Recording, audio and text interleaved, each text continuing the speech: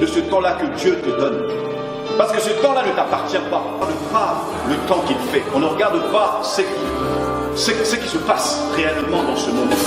Les chrétiens dorment. Les chrétiens actuellement ne veulent plus agir.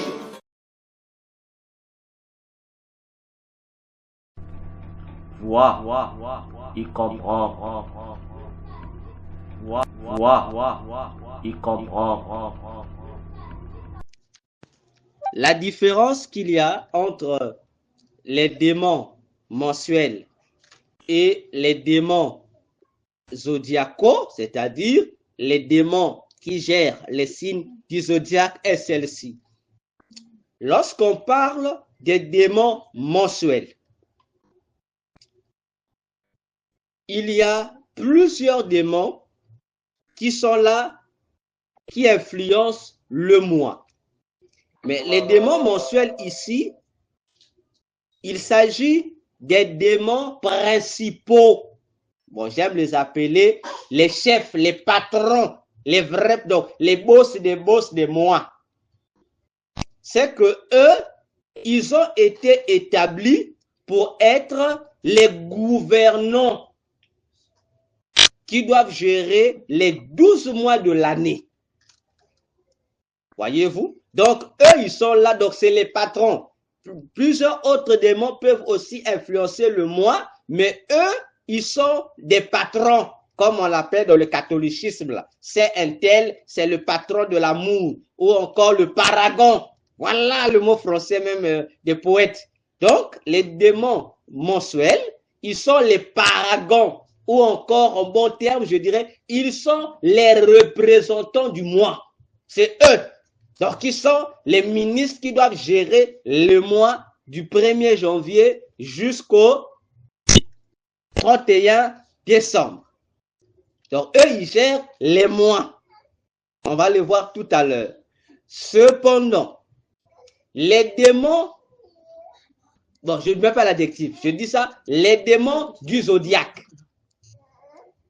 Eux, ils sont là pour gérer les vies des gens par rapport aux planètes. C'est-à-dire, ce sont des démons qui contrôlent, qui sont cette fois-ci les patrons de ce qu'on de l'astrologie ou des signes astrologiques.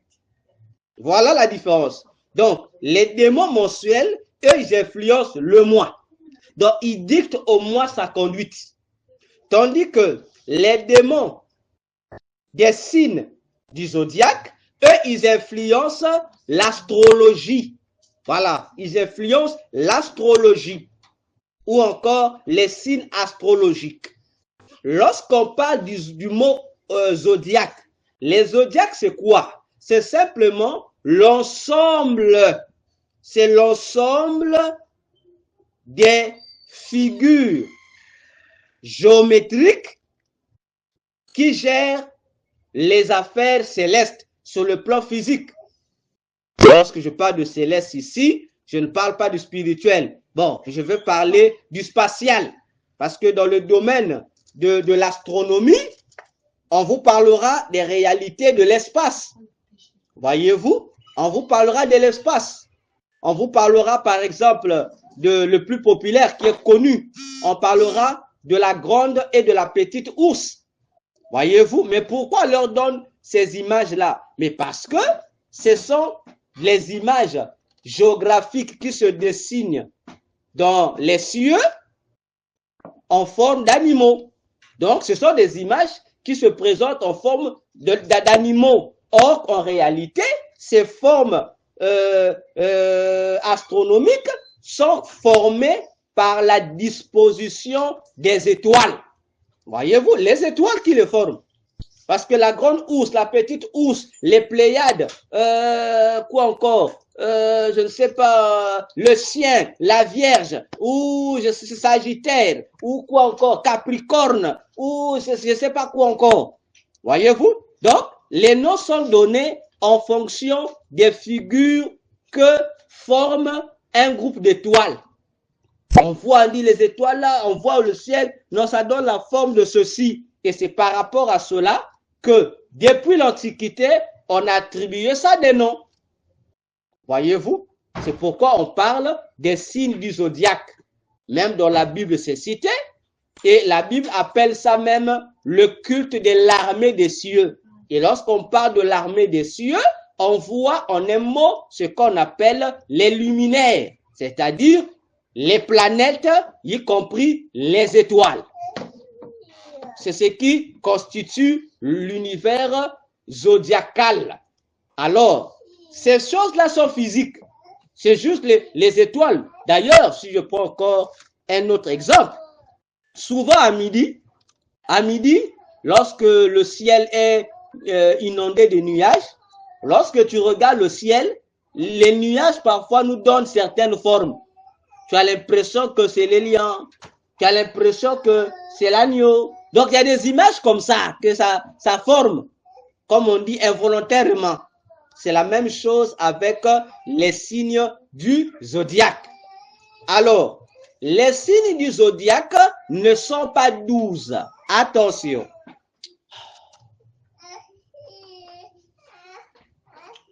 Les signes du zodiaque, j'insiste, je répète, il n'y a pas 12 signes du zodiaque. Non, non et non. Les signes du zodiaque, on a plusieurs. Maintenant, chaque peuple, on va dire ça comme ça, chaque peuple donc se choisit le nombre. Chaque peuple se choisit le nombre. Et la plupart des peuples ont préféré les regrouper en 12. Et chacun des peuples dans les 12 signes qui se sont choisis ont des noms. Donc, ils ont choisi des noms, des figures comme ça. Mais le plus courant, c'est ce qui a été valorisé ou continue à être valorisé par la science occulte qu'on appelle l'astrologie. C'est l'astrologie qui a imposé une image donnée de ce qu'on retrouve dans les horoscopes. C'est l'astrologie qui impose ça. Mais dans des tribus, c'est pas pareil. C'est pas les mêmes signes. Voyez, les signes qui sont couramment utilisés dans nos différents horoscopes, ce ne sont pas les mêmes qui sont utilisés par les Chinois. Parce que chez les Chinois, chez les Japonais, parmi les 12 signes, vous allez retrouver le chien. Mais dans les 12 signes que les gens connaissent habituellement, il n'y a pas le chien. Voyez-vous? Donc, ça change d'après des peuples, par rapport à leur mysticisme, ça change. Cependant, retenons que les esprits démoniaques qui se cachent derrière les signes du zodiaque, ils sont des démons qui travaillent dans le domaine de l'astrologie pour influencer la vie des humains. C'est-à-dire, l'objectif des démons zodiacaux, c'est de pousser les gens à croire que leur futur, leur vie, leur avenir est déterminé par la disposition des signes astrologiques ou des signes du zodiaque. En un mot, il sacrifie tous ceux qui croient à ces mensonges-là aux démons planétaires. Ah oui, les démons planétaires que certaines religions de Satan appellent les extraterrestres. Qu'on appelle les extraterrestres. Ce ne sont pas ce qu'on nous fait croire, ce sont des démons à part entière. Et chaque planète, autant des milliards ou des milliards qu'elle soit, est habitée par des démons. Physiquement, vous ne les verrez pas. Vous pouvez envoyer les machines, vous ne verrez rien. Parce qu'ils habitent ces planètes-là, c'est spirituellement que ce monde-là existe dans chaque planète. Il y a des démons là-bas. Et les esprits zodiacaux sont comme des ambassadeurs de ces démons qui habitent des planètes. Et lorsqu'on te dit, tu es Sagittaire, sache-le que Sagittaire, l'image qu'on te donne là, tu es influencé par une planète donnée. Vous voyez? Et l'idée là, donc les figures zodiacales deviennent des totems. Voyez-vous ce qu'on appelle couramment le totem? C'est le totem en fait.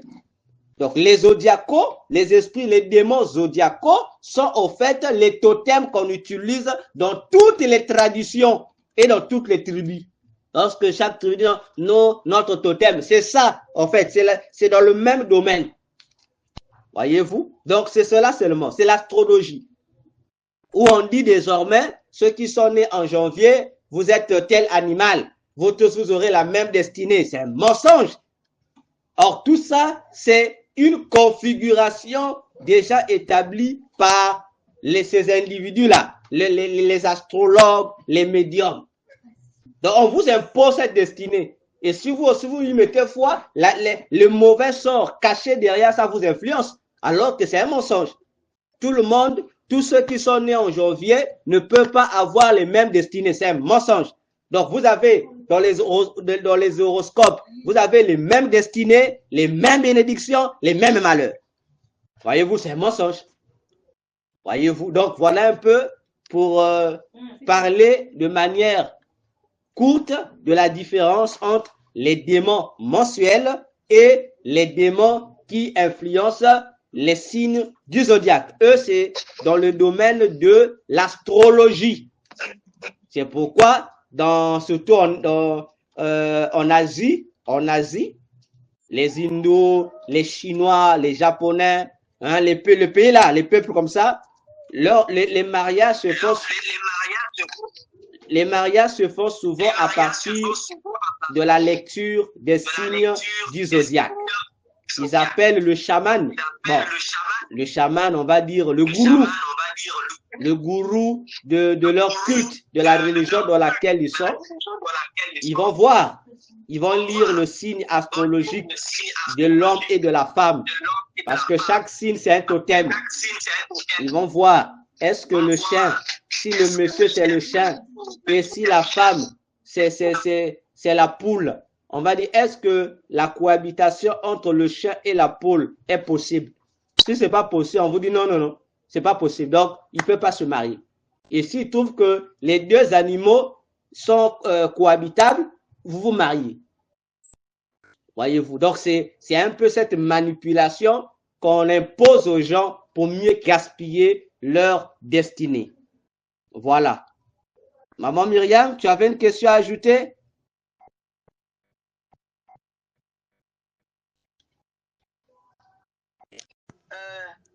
J'ai bien noté la différence entre les démons mensuels et les démons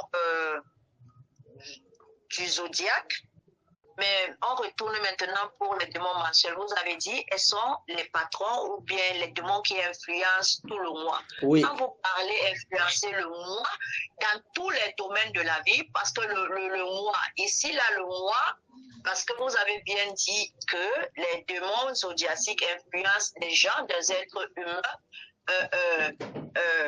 en se référant sur les signes zodiaciques ou bien sur les planètes. Mais maintenant, quand les démons mensuels, ici, il y a plusieurs démons dans un mois, mais il y a leurs patrons. Mais les patrons, là, maintenant, sont pour influencer aussi la vie des gens dans tous les domaines, ou bien sont pour... quand vous parlez du mois, qu'est-ce que vous voulez dire exactement? D'accord. J'aime souvent comparer ça à un gouvernement. Dans le gouvernement, en dehors de ceux que nous connaissons, le président, le premier ministre, les ministres, les députés, voilà, et les chefs de quartier. Ce sont les autorités que presque tout le monde connaît. Mais à côté d'eux, vous avez des sénateurs. Je me suis toujours posé jusqu'à aujourd'hui, quel est le rôle des sénateurs? À côté, dans certains pays, vous avez des gens qu'on appelle des gouverneurs. En États-Unis, les gouverneurs, ce sont des présidents.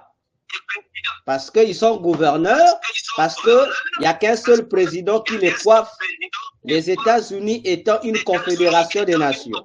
C'est normal. Bon, dans d'autres pays, comme en RDC, vous avez un gouverneur, vous avez un maire. Bon, du coup, on s'est dit, mais En dehors des maires, vous avez comment vous appelez, des préfets. Vous avez des sous-préfets.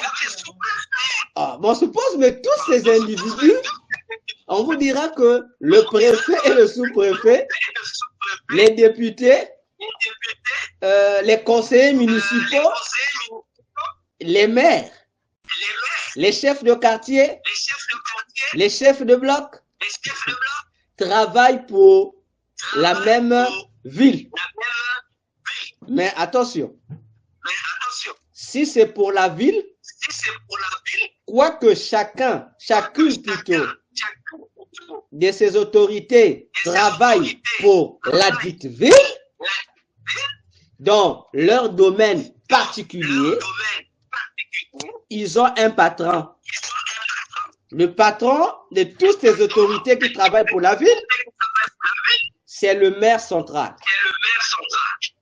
Voyons-nous, c'est le maire central. Donc, tous ceux qui sont en dessous du maire central, les maires des arrondissements, les députés, les conseillers municipaux, les chefs de quartier, etc., travaillent sous la feuille de route du maire central de la ville. Donc, leurs activités concourent à aider la feuille de route du maire central à se réaliser. Pour dire que tous les démons qui travaillent dans un mois sont sous la botte du démon patron. Donc, peu importe leur domaine, mais tout ce qu'ils font renforce la feuille de route du démon mensuel, le grand chef. Voilà, maman. Pour mieux expliquer ça comme ça.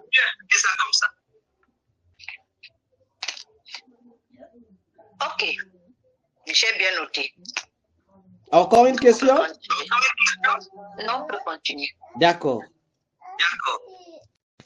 Alors, nous entrons dans cette étude de comparaison entre les démons mensuels et les 12 apôtres de Jésus. Bien. En tout cas, notez. On va commencer par le premier élément. Bon, notez le grand 1. Vous écrivez comprendre le temps. Le grand 1. Comprendre le temps. Vous mettez le point d'interrogation. Comme en anglais, on dit question mark.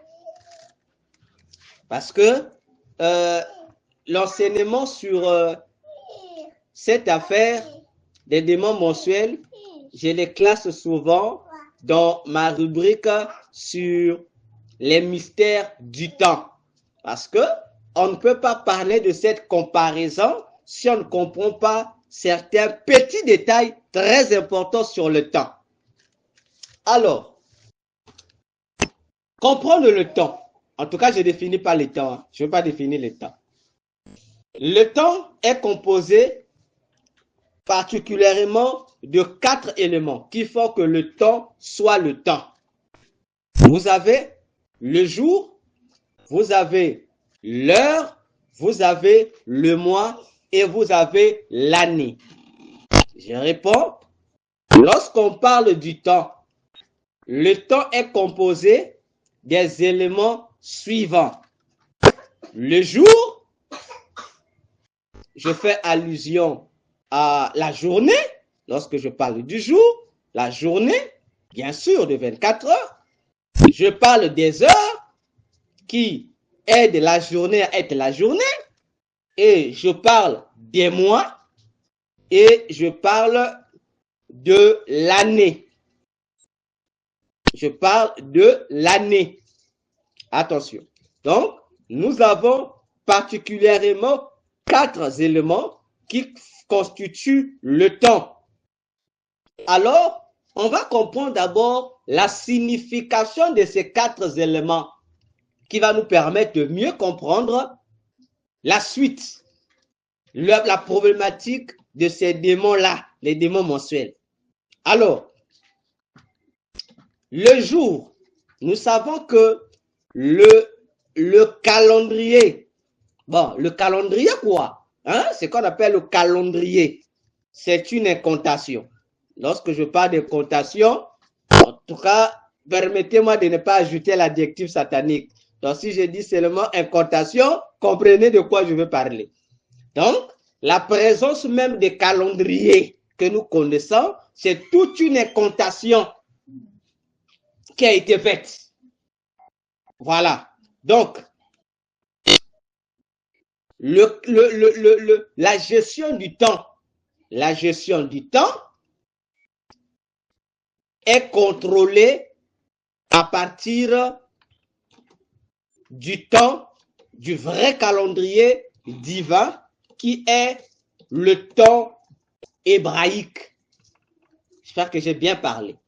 Donc, Dieu gère le temps non pas en fonction du calendrier de l'incantation des Romains, mais du calendrier qu'il a lui-même établi pour gérer le temps. Donc, pour comprendre le temps, tant sur le plan physique que sur le plan spirituel, il faut comprendre le temps hébraïque, c'est-à-dire le temps dans la culture juive. Parce que toutes les prophéties, et en un mot, toute la Bible est gérée en fonction du temps hébraïque et non du temps d'un autre peuple, etc. Non. Donc, lorsque Dieu a créé le monde, nous sommes dans Genèse 1. On dit au commencement, hein, j'avais déjà expliqué ça. C'est un commencement qui est lent. Mais attention, lorsqu'on commence à créer la création physique, le temps avait commencé. Le temps qui commence, lorsqu'on dit c'est le premier jour, ça, c'est un temps qui est géré pour, un temps concernant la planète Terre uniquement. Attention, mais avant ce temps, il y avait un temps qui était là. Et je suis sûr que une question sera encore gardée sur ce que je vais dire. Dieu, le monde a été créé au mois de septembre. Le monde a été créé au mois de septembre. Et nous sommes en l'an 4000. Non, oui, 4000. En l'an 4000. Nous sommes en l'an 4000. Nous disons, mais comment? Oui. Longue histoire. On va y revenir. Donc, Dieu commence à créer le monde. Il y avait déjà un temps qui était là. Il crée son monde dans un mois de septembre. Bon, septembre, chez nous, hein, chez nous, ça correspond au mois de septembre, le mois de Tishri, et en l'an 4000. Là, on commence à créer le monde à ce temps-là. Donc, bien avant même qu'on dise ce fut le premier jour, on était déjà au mois de septembre en l'an 4000. Attention. Donc, lorsque Dieu va dire ce fut le premier jour, de quoi? Par rapport à, là encore, Dieu insère une autre gestion du temps. Et lorsqu'on va arriver au quatrième jour, Dieu va encore créer un nouveau système du temps. Donc, attention. Bien. Donc, tout est géré à partir du temps hébraïque. Et Dieu au ciel, il parle hébreu. Hein? Dieu au ciel, il parle hébreu. En dehors des langues angéliques, la langue nationale du ciel, c'est l'hébreu. Ah oui, c'est l'hébreu, c'est des langues hébraïques.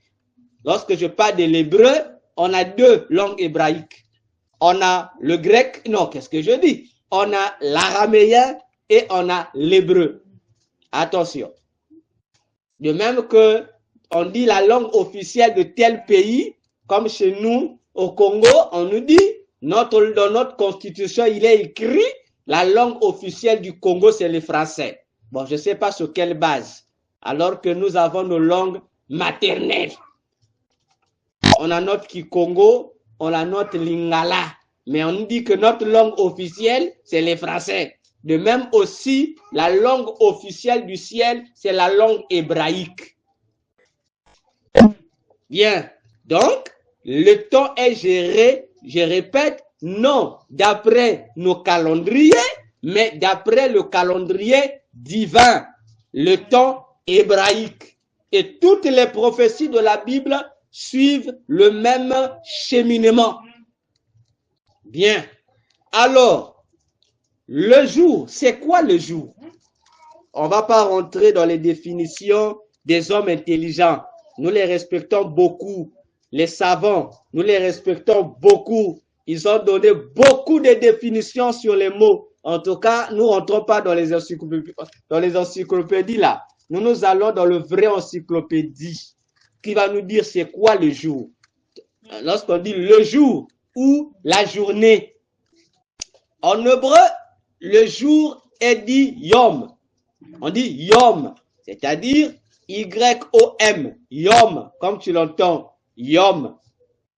Yom, ça veut dire le jour, comme pour dire un jour, c'est yom. Alors, ce mot-là, yom, signifie quoi? Attention, yom signifie littéralement. Donc, lorsque je dis littéralement, ça veut dire que c'est sa première définition étymologique. Donc, ta définition correcte, avant qu'on essaie de donner d'autres significations complémentaires, mais sa définition de base. Yom signifie période lumineuse. Yom, donc le jour, ça signifie une période ou un temps lumineux, une période lumineuse. Voilà ce que veut dire le mot jour. Ça veut dire une période lumineuse, c'est-à-dire un moment plein de lumière, un moment éclairé. C'est ce qui veut dire le mot jour. J'espère que nous avons noté. Le mot heure, c'est quoi l'heure?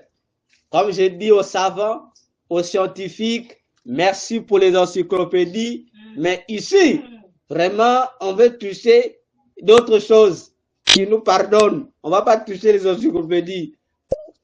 Le mot heure, comme on le dit, heure comme l'heure. En hébreu, ça se dit shaya. Shaya, j'appelle. S-H-A, S-H-A, apostrophe A-H. Donc, shaya. Heure, en hébreu, c'est shaya. Et shaya, en hébreu, signifie se tourner vers. Donc, l'heure, en hébreu, shaya, ça veut dire, sa signification, c'est se tourner vers. Se tourner vers. Voilà ce que veut dire l'heure. Au-delà des grandes significations, définitions astronomiques. En tout cas, Dieu a donné une signification simple qui ne donne pas de vertige. Donc, l'heure, je répète, shaya, en hébreu, ça veut dire se tourner vers. Vous voyez la composition, hein? On a le jour, on a l'heure. Bien. On a le mois. Le mois. En hébreu, ça se lit Kodesh ou Kodesh. Voilà, Kodesh. Le mois, c'est Kodesh. Le mois, c'est Kodesh. En hébreu. Kodesh avec C-H-O. Le reste, vous connaissez. Donc, C-H-O-D-E-S-H. Kodesh, c'est quand on dit le mois. Comme mensuel, le mois. En hébreu, c'est Kodesh. Et ça veut dire, en hébreu, Kodesh, le mois en hébreu veut dire nouveau. Tout court, nouveau, ça veut dire nouveau. ça veut dire nouveau. Le mois veut dire nouveau. Donc, si on dit par exemple, on est en décembre, on dit le mois de décembre. Donc, en hébreu, ça veut dire le nouveau décembre. Voilà. Bien. Nouveau par rapport à quoi? Le nom nouveau détermine déjà la fonction du mois. Parce que lorsqu'on dit le mois de décembre, donc le nouveau décembre, mais quel est le rôle des mois?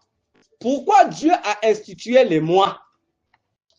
Parce que c'est depuis Genèse 1, verset 13 jusqu'au verset 14, je crois, 14 à 16, je pense, où c'est Dieu qui institue ça. Les luminaires devraient influencer ou gérer ces choses-là pour marquer les temps, les époques, voilà. Pourquoi? Mais c'est nouveau par rapport à quoi? Le mois a été conçu, c'est pour produire la vie.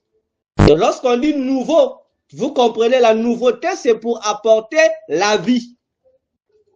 C'est pourquoi, en latin, Kodesh a été traduit par Mercies.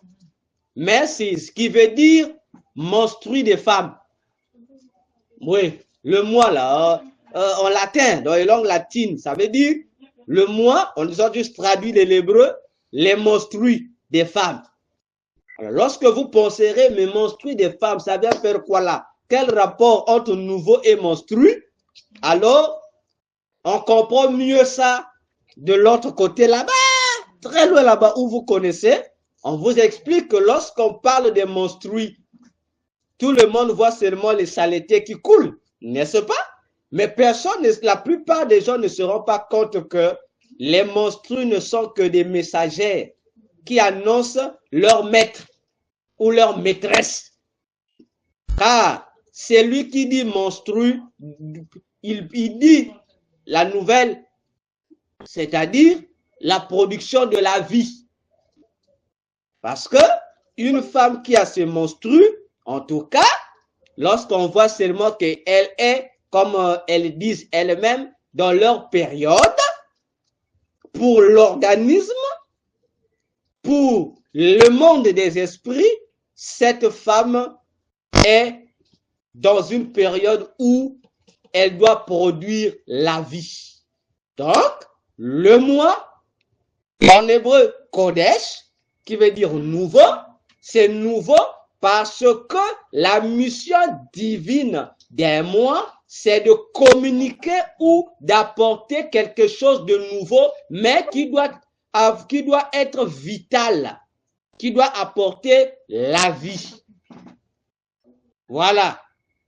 Longue histoire. Je passe. Alors, on a le dernier facteur, année. En fait, l'année. L'année en hébreu, ça veut dire Shana. C'est Shana. Quand vous l'entendez avec SH. Shana. S-H-A-N-A-H. Shana. Alors, Shana signifie répéter et changer. C'est ce que Shana veut dire. Répéter comme répétition et changer, changement. Donc, ça veut dire répétition et changement. Donc, année en hébreu, Shana, ça veut dire répéter ou répétition, changer ou changement. C'est ce que veut dire le mot année. Alors, lorsque vous allez regarder le temps, vous allez comprendre que le temps a donc été institué pour remplir ces quatre missions fondamentales. Le jour a une mission, l'heure a une mission, le mois a une mission, l'année a une mission. Alors, si vous mélangez les quatre éléments dans leur ordre, vous allez comprendre que ces quatre facteurs contiennent un message de Dieu. Ça contient un message de Dieu. Voyez? Donc, si on essaie de traduire ça, le jour, l'heure, le mois, l'année, nous donne un message. Ça nous dit ceci. Si on pose la question, c'est quoi le temps? C'est quoi le temps? Le temps, c'est l'effort de se tourner vers un changement répétitif en direction de la lumière. Je répète, qu'est-ce que le temps? D'après la pensée du Créateur Jésus, le temps, c'est l'effort de se tourner vers un changement répétitif en direction de la lumière. Ah oui, j'espère que vous avez noté. Et vous allez comprendre déjà par cette signification que votre conception du temps change. Vous n'allez plus prendre le temps à la légère. Parce que le temps est un messager qui te rappelle que tu dois tous les jours. Oui, maman? Oui, encore s'il vous plaît, répétez. Le temps, c'est l'effort de se tourner. C'est l'effort de se tourner vers un changement répétitif en direction de la lumière. En direction de la lumière, ok. Ok. Donc, je disais, à partir de cette définition du temps, on comprend que nous n'allons plus prendre le temps à la légère. Parce que le temps est un messager qui nous communique la pensée de Dieu. Que nous devions faire l'effort de nous tourner vers un changement répété en direction de la lumière. Voilà. Maintenant, on va expliquer ça avec les mots de la Bible. Vous remarquerez, je l'ai dit dernièrement, lorsque Adam va pécher, Genèse 3, versets 23 à 24. Dieu va mettre les anges à l'Orient, puisque le jardin d'Éden était à l'Orient de l'Éden. Et l'Éden, c'était le nom que Dieu avait donné à la terre, même si aujourd'hui on l'appelle sous plusieurs noms, mais le nom originel que Dieu, le Créateur, a donné à la planète Terre, c'était Éden. Parce que le plus souvent, nous on pense que Éden c'était le nom du jardin. Non, le jardin n'était qu'une partie de l'Éden. C'est pourquoi on dit jardin d'Éden. Donc un jardin qui se trouvait en Éden. Éden, c'est le nom de la planète Terre que Dieu a donné. Mais dans la planète Terre, Dieu a conçu ou planté son propre jardin qui s'appelle le jardin d'Éden. Voilà. Bien. Donc, Dieu va placer les deux chérubins à l'entrée du jardin d'Éden, à l'Orient, et il va envoyer l'homme de l'autre en face de l'Orient, c'est-à-dire en Occident, autrement dit à l'Ouest. Donc, on envoie l'homme à l'Ouest. Donc, l'homme quitte l'Est pour aller à l'Ouest. Or, le jardin d'Éden était un jardin qui brillait. C'était un jardin lumineux. On le verra dans notre étude sur la maison conjugale. C'était un jardin lumineux. Alors, lorsque l'homme quitte l'Est, où il y a la lumière, il va à l'Ouest. Or, l'Ouest veut dire le coucher du soleil, c'est-à-dire l'obscurité, là où il n'y a pas la lumière. Et pourquoi l'homme est envoyé là-bas? Parce que si tu es dans l'obscurité, il faut aller attendre le lever du soleil. Parce que le soleil va effectuer sa course, le soleil va se lever à l'est pour terminer sa course à l'ouest. Donc avant que le soleil ne se couche, ça te permettra à toi qui es dans l'obscurité d'être éclairé. Et c'est Zacharie, père de Jean-Baptiste, rempli du Saint-Esprit dans Luc 1, versets 78 à 79, qui explique cette vérité que Jésus est le soleil levant qui se lève pour éclairer tous ceux qui étaient dans l'obscurité. Voyez-vous? Et plus loin encore, dans Jean 12, versets 30 à 33, je crois que nous allons lire. Jean 12, versets 30 à 33, il y a une phrase là-bas que nous allons lire. Jean 12, versets 30 à 33, je vais lire au nom de Jésus. Jésus dit, « Ce n'est pas à cause de moi que cette voix s'est fait entendre, c'est à cause de vous. Maintenant a lieu le jugement de ce monde. Maintenant, le prince de ce monde sera jeté dehors. Et moi, quand j'aurai été élevé de la terre, j'attirerai tous les hommes à moi. » En parlant ainsi, il indiquait de quelle mort il devait subir. Ah, donc Jésus dit ici que lorsqu'il mourra, c'est-à-dire pendant qu'il sera en train de mourir, il va attirer les hommes à son égard. En un mot, c'est par sa mort qu'il va attirer les hommes vers lui. Tous les hommes vers lui, aura les regards vers lui.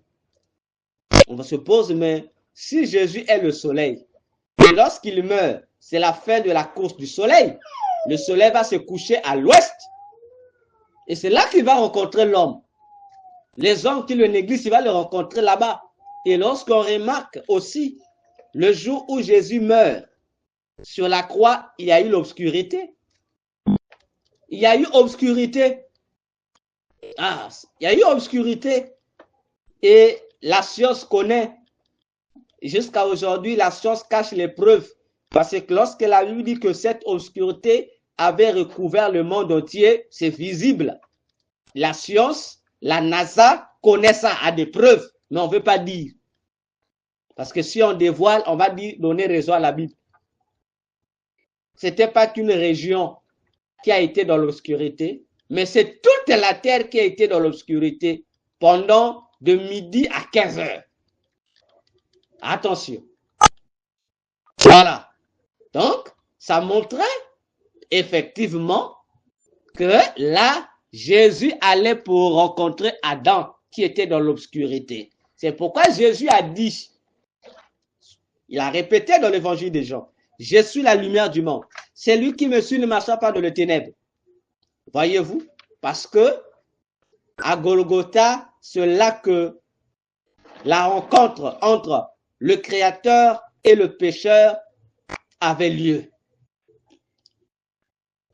Attention, c'est pourquoi il y a une phrase dans la Bible que Paul a répétée dans Colossiens 4, verset 5, Éphésiens 5, verset 8 à 17. Je vais paraphraser, on dit « racheter le temps ». Dans Éphésiens 5, on ajoute « parce que les jours sont mauvais ». Bon, si on essaie ensemble de réfléchir sur ces versets, sûrement que ça nous échappe aussi. Hein? On dit « racheter le temps » car les jours sont mauvais. On pose la question. Racheter veut dire quoi? Voilà. Racheter veut dire acheter de nouveau. Ah oui. Racheter, ce n'est pas acheter. Racheter veut dire reconquérir ce qui t'appartenait, mais que tu avais perdu. En bon terme, racheter veut dire récupérer le bien que tu avais perdu. Attention. N'est-ce pas? Mais on nous demande de racheter le temps. En un mot, on nous invite à reconquérir un temps que nous avons eu à perdre. Alors, mais quel est le temps que nous avons perdu, auquel on nous invite à la reconquête?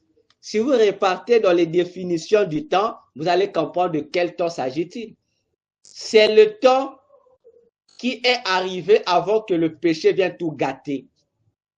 Parce que si le temps, c'est l'effort qu'on doit faire pour chaque fois, de manière continue, d'avoir toujours les regards vers un changement qui se répète, mais qui quitte.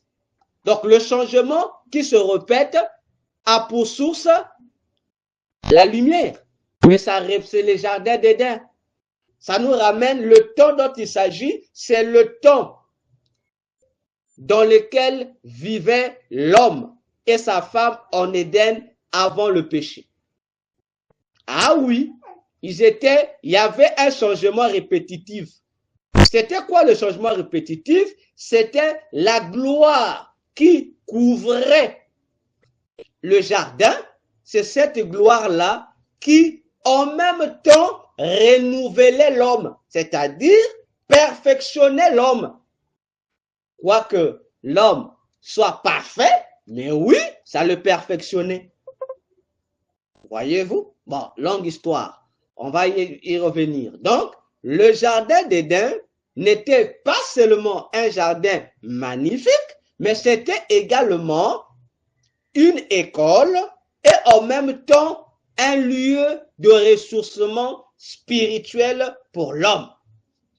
C'est ça un changement répétitif. Parce que lorsque Dieu a créé le monde, Dieu a voulu que le monde vive tous les jours de manière cyclique, répétitive dans sa gloire. Donc tous les jours en termes normaux, on devait être, en fait, la bénédiction de Dieu, la gloire de Dieu devrait être notre partage. Donc tous les jours, on devrait être perfectionné davantage en avantage. C'était cela l'objectif de Dieu. Même lorsque nous irons au ciel, même lorsque Dieu va rétablir toutes choses, ce travail-là de perfectionnement-là va continuer. Ah oui, ça va continuer. C'est un phénomène, c'est un cycle qui est comme ça. Tout le jour de Dieu émane des rayons, c'est-à-dire des énergies qui rentrent en nous pour nous renouveler. Donc ça nous renouvelle, ça nous perfectionne davantage. C'était cela l'objectif. Et la Bible nous dit, on doit racheter ce temps. Pas d'acheter, mais on doit racheter ça. C'est-à-dire, on doit le récupérer. Voyez-vous, on doit le récupérer. Et là, on va bien comprendre ce mot en grec. Qu'est-ce qu'en grec, ce mot-là? En grec, dans les deux versets, Colossiens 4, verset 5, Éphésiens 5, verset 8 à 17, le mot qu'on employait ici par racheter, vous pouvez aussi rencontrer ça dans Galates. Partout, Galates a répété ça, c'est le même mot. En grec, c'est le mot exagorazo. Quand vous l'entendez, hein? Exagorazo. Exa, E-X-A, gorazo, zola avec Z. Donc, exagorazo. C'est ce qui est traduit. C'est ce qui est traduit par le mot racheter dont nous sommes en train de parler ici. Alors, en grec, exagorazo, racheter ici, veut dire ceci. Ça veut dire racheter.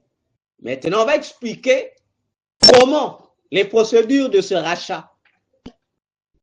Donc, ça veut dire racheter par un paiement d'un prix pour soustraire au pouvoir d'un autre, payer une rançon. Ça veut dire lorsqu'on dit racheter le temps, c'est un rachat, une récupération du temps qui t'appartenait, que tu avais perdu, mais il y a une condition.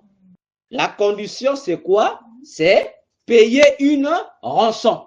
Donc, exagorazo, c'est racheter quelque chose au moyen d'une rançon. Ah, donc, la rançon, c'est quoi? C'est un échange qui doit être effectué. Tu donnes X pour qu'on te remette Y. Donc, c'est un échange. Bon, on peut comparer ça comme avec les kidnappings. Hein? On a kidnappé quelqu'un, on dit il faut une rançon pour libérer la victime kidnappée. Vous comprenez, j'espère. Voyez-vous? Donc, pour que nous, l'homme qui a perdu ce temps glorieux édénique, puisse le récupérer, on lui demande de payer une rançon. Donc, il doit avoir un échange. Et la Bible nous dit, l'homme n'avait aucune valeur d'être cette pièce d'échange. Impossible. Non, l'homme n'avait aucune possibilité. C'est pourquoi il a fallu qu'il y ait une pièce d'échange digne. Et cette pièce d'échange digne, c'est Jésus-Christ de Nazareth, qui a payé le prix pour nous. Il est devenu une rançon pour nous. Donc Jésus se livre pour que toi, tu récupères ce temps. Voilà pourquoi on dit, le salut est gratuit. Voyez-vous, le seul effort qu'on te demande, toi, c'est de mettre ta foi en Jésus. Et si tu as la foi en Jésus, Jésus devient ta rançon que toi, tu dois aller donner là-bas pour qu'on te donne le temps que tu as récupéré. Le temps que tu as plutôt perdu. Voyez-vous? Attention. Bien. Toujours, hexagorazo signifie, ça signifie, bon, permettez que je souris, hein, parce que ce sont de vieux enseignements que j'ai eu à faire. Donc, hexagorazo signifie aussi accaparer, s'accaparer pour son propre usage. C'est-à-dire, utiliser de manière sage toute opportunité de faire le bien, de façon que ce zèle soit la monnaie qui fasse du temps notre propriété. C'est-à-dire, non seulement que hexagorazo, c'est récupérer ce dont on avait perdu au moyen d'une rançon, attention, ça ne se limite pas là, mais c'est aussi savoir faire bon usage de ce temps en faisant du bien pour que ce temps continue à être notre propriété. Ça, c'est le grec. Hein? C'est profond. Donc, le même mot t'informe te donne la condition pour récupérer ton bien et te donne aussi une condition pour conserver ce bien pour que tu ne le perds plus. On te demande pour que ce bien récupéré soit maintenu sous ta propriété, tu dois continuer à faire bons usages en faisant le bien. Mais n'est-ce pas la même loi ou les mêmes principes que Jésus nous a donnés pour que nous continuions à conserver le temps, c'est-à-dire notre place dans son royaume. Lui, par la vie qu'il a donnée en rançon, nous récupérons le royaume des cieux parce que l'homme est citoyen du ciel depuis sa création, mais c'est le péché qui fait de lui un refoulé du ciel.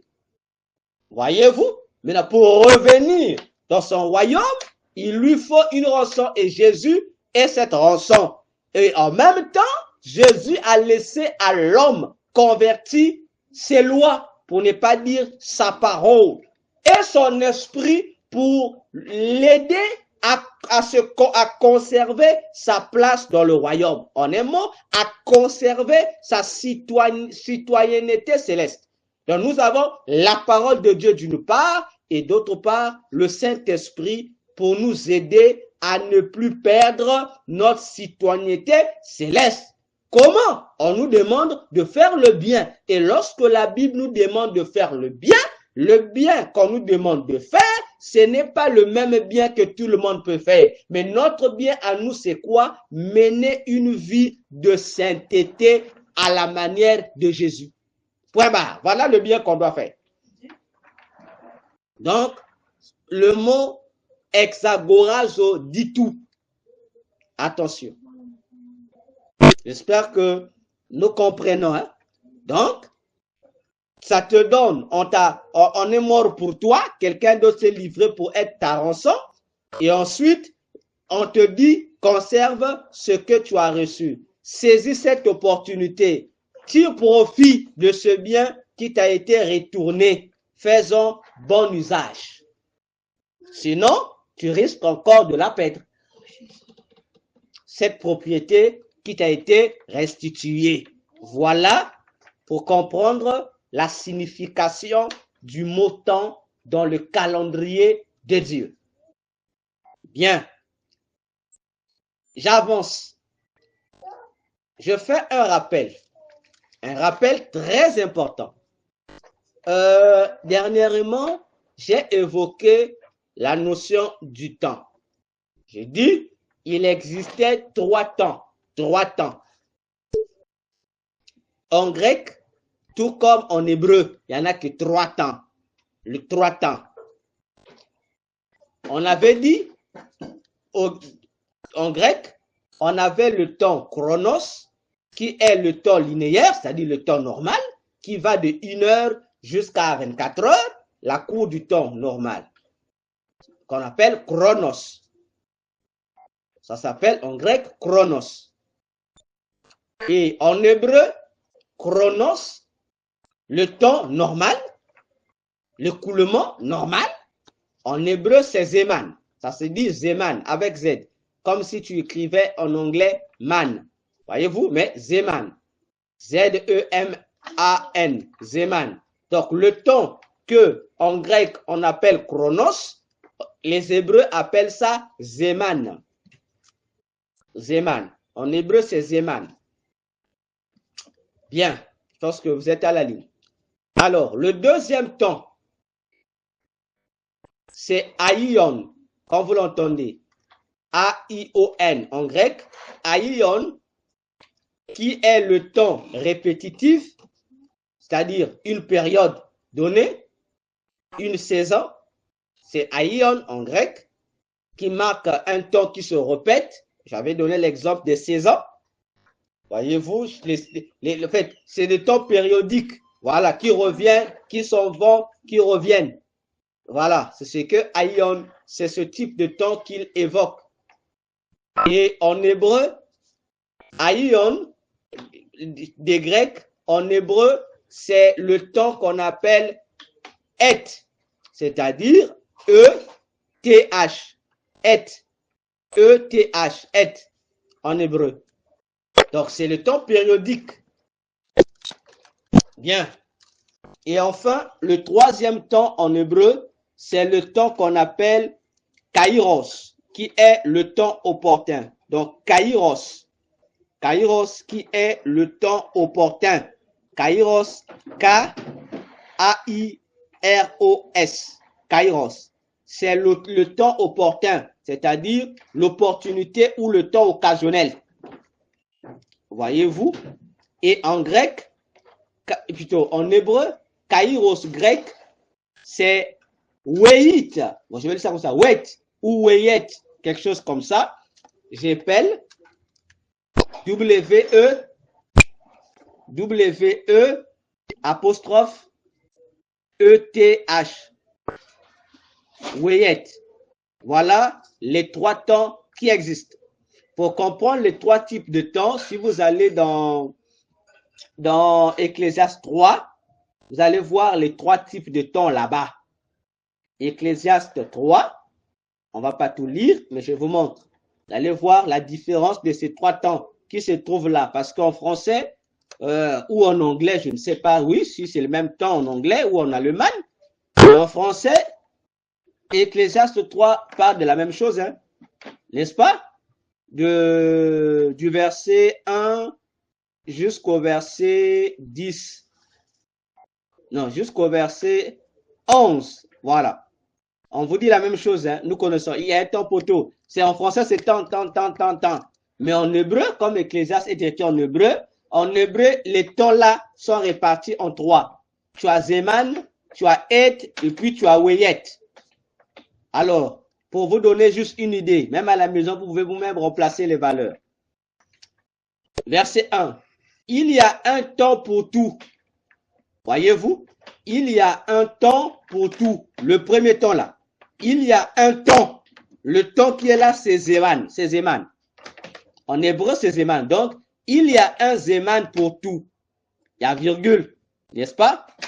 On dit un temps pour toutes choses sous les cieux. Donc, il y a un Zeman pour tout, virgule, un Et. Voyez, le deuxième temps, Et intervient. Un Et pour toutes choses sous les cieux. Verset 2. Un temps, c'est-à-dire un Et pour naître et un Weyet pour mourir. Voyez-vous? Donc, la suite là, le premier temps sera Et, le deuxième temps sera Weyet. Voyez-vous? Donc, si on dit ça en grec, on va dire il y a un chronos pour tout. Voyez-vous? Il y a un chronos pour tout. Il y a un aion pour toutes choses sous les cieux. Un aion pour naître et un kairos pour mourir. Voyez-vous un peu? Hein? Et si on développe l'étude, on n'aura pas la même conception qu'on a l'habitude. Parce que lorsque tu dis, il y a un temps pour tout, un temps pour naître et un temps pour mourir. Bon, Ecclésiaste, bon, je laisse Dieu tranquille. Ecclésiaste qui a écrit ça ne dit pas ce que nous en pensons. Hein? Parce que chez nous, ça devient comme, comment on appelle ça même? Un paradoxe.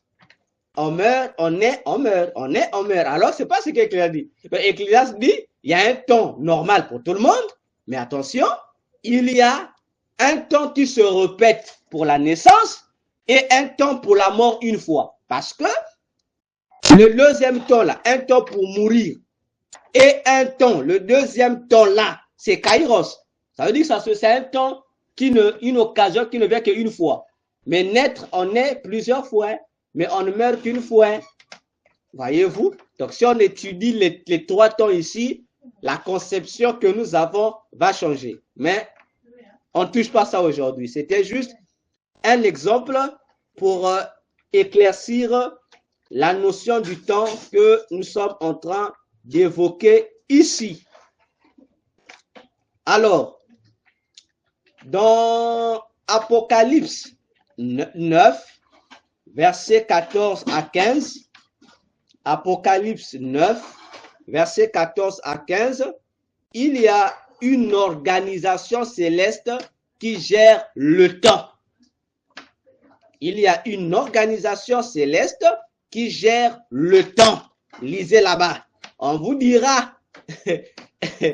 qu'il y a là-bas. On va lire. Voilà. On va le lire ensemble. Pour que vous compreniez les choses qui s'y trouvent dans nos Bibles. Apocalypse 9, 14 à 15. Et disant au 6e ange qui avait la trompette, délie les 4 anges qui sont liés sur le grand fleuve Euphrate. Et les 4 anges qui étaient prêts pour l'heure, le jour, le mois et l'année furent déliés afin qu'ils tuassent le tiers des hommes. Voyez-vous? Bien.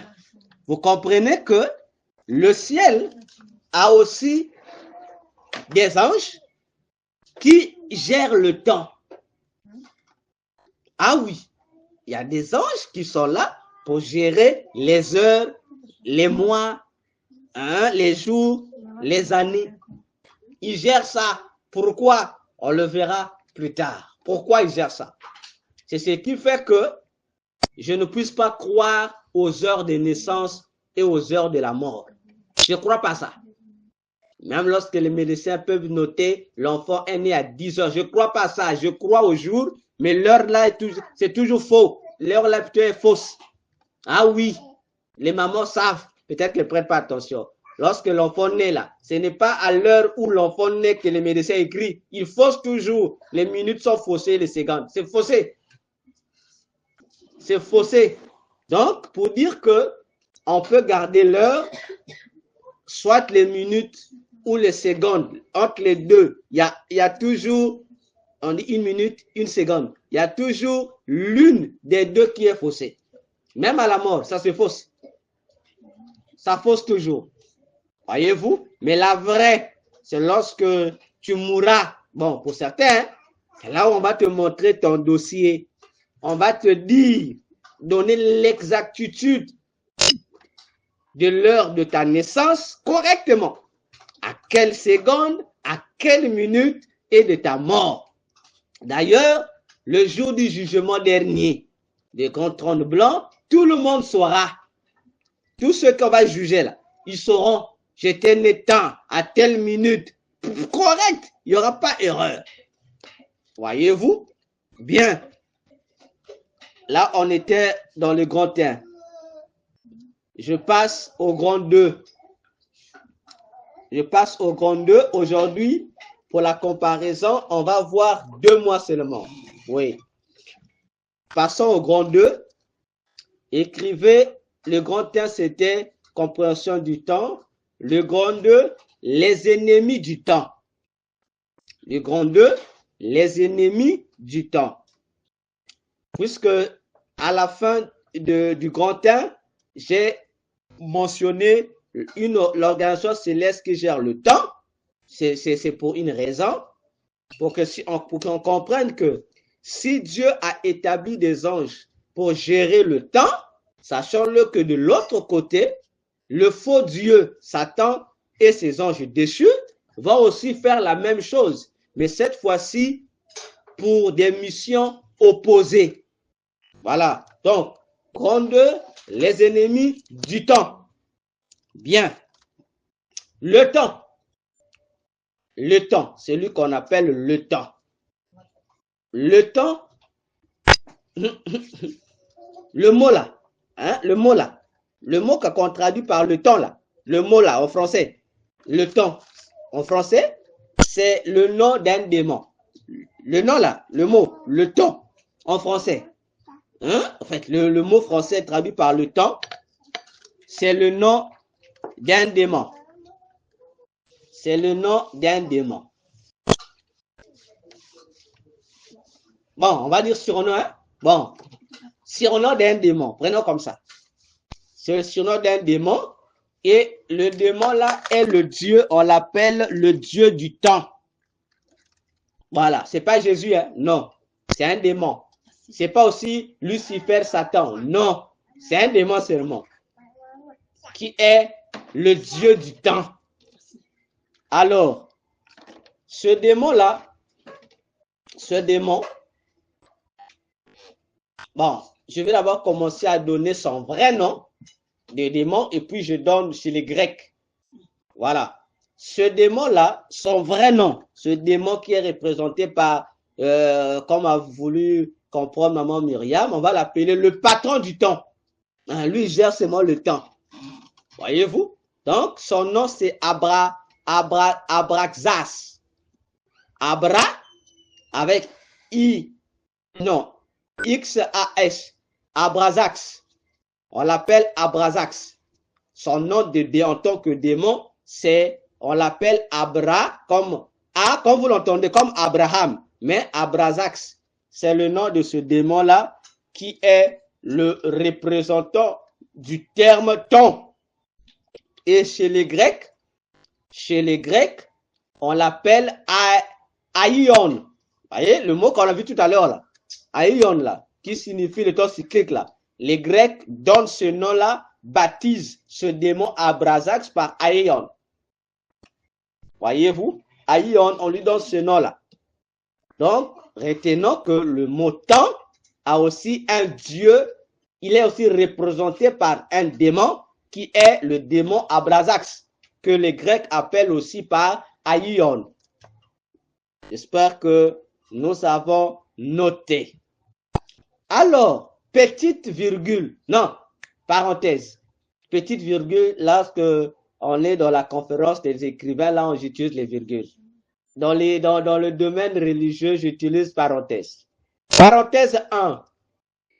Vous avez sûrement déjà écouté les musiciens chrétiens, plutôt les musiciens profanes, comme Koffi Olomide l'a chanté, les faux pasteurs dans les églises, comme Joël Francis Tatou, l'a aussi imposé à son église, à son peuple.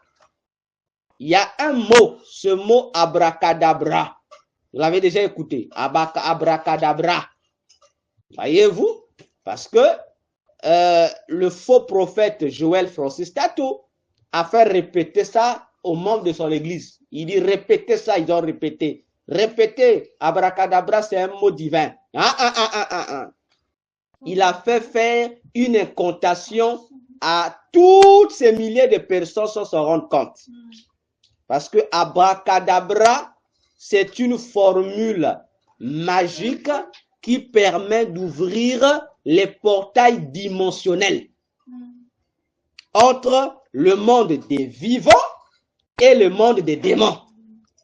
En particulier, les portails du royaume des morts. Attention, je répète, le mot abracadabra, c'est une formule magique. On dira mieux, c'est une incantation qui est faite à l'endroit du démon Abrasax, parce que c'est la formule de ce démon-là. Donc, lorsqu'on dit abracadabra, on invoque le démon du temps qui est Abrasax, et Abrasax, à son tour, il fait quoi? Il ouvre les portails dimensionnels. Donc, lorsque je parle de dimensionnel, je fais allusion aux ouvertures des mondes sataniques, précisément des mondes kabbalistiques. C'est-à-dire, lorsque je parle du monde kabbalistique, je parle du monde des morts. En fait, l'univers des morts. En un mot, le monde satanique souterrain, qui est encore appelé le monde kabbalistique. Voyez-vous? Et ça se manifeste pas par la simple prononciation. C'est lui qui te le fait prononcer. Lui va faire les rituels. Toi, tu prononces. Comprenez? Parce que chaque formule magique est accompagnée non seulement de la prononciation, mais des rituels. Attention. Donc, lorsque tu as un individu qui a chanté dans des chansons comme Koffi Olomide, abracadabra, bra. Parce que lorsque lui, le magicien, va dire abracadabra, il vous dit, vous répétez bra. Voyez-vous? Mais lui, déjà, il a préparé les rituels. Et lorsque toi, tu répètes bra, vous dites, oh, c'est seulement la chanson. Mais lui, il sait que, au fait, tu as fait appel au démon Abrasax pour que le démon Abrasax amène le monde des morts vers toi. Vous comprenez un peu, hein?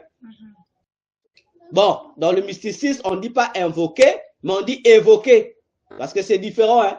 Invoquer et évoquer. Invoquer, c'est s'adresser de loin.